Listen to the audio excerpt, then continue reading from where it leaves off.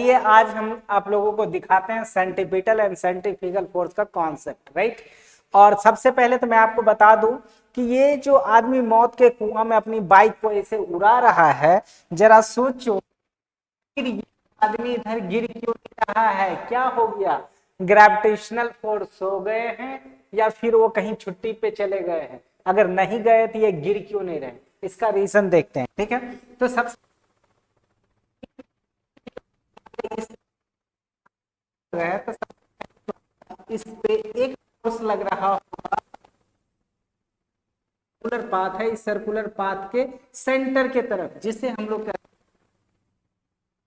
Force कहते हैं centripetal force.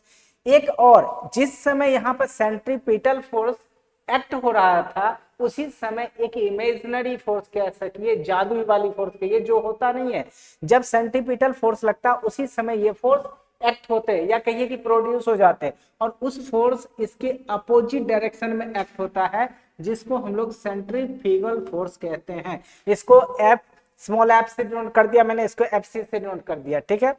ये जो सेंट्रीपिटल फोर्स होता है, ये सेंट्रीपिटल फोर्स कितना होता है, ये होता है mv²/r, ठीक है। सिमिलरली अब देखो जितना फोर्स ये इधर लगाता है ना, उतना ही फोर्स प्रोड्यूस होता है इसके अपोजिट डायरेक्शन में, जिसे हम लोग सेंट्रीफ्यूगल फोर्स कहते हैं। और दोनों फोर्स बैलेंस हो जाता है, जिसकी वजह से ये आदमी नीचे नहीं गिर पाता है, ठीक है। तो इसका मतलब ये जो सेंट्रीफ्यूगल फोर्स होता है, ये भी आपका mv² कितना हो जाएगा, r। बट गाइस मैं आपको एक बात बता दूं, अगर तो इसका अपोजिट डायरेक्शन ये जो है नेगेटिव हो जाएगा।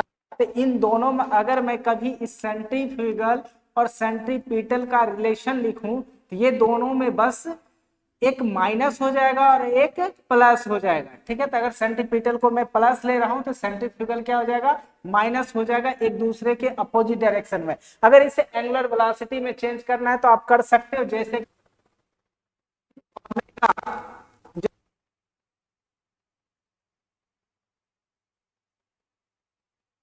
या ओमेगा। तो इस वैल्यू को जब यहाँ पुट करोगे तो सेंट्रीपिटल फोर्स जो है, इस वैल्यू को भी की जगह यहाँ पुट करोगे तो r², एक r से एक r कैंसल आउट हो जाएगा, बचेगा m r⍵², और इसी तरह से इसका भी हो जाएगा mr⍵², ठीक है।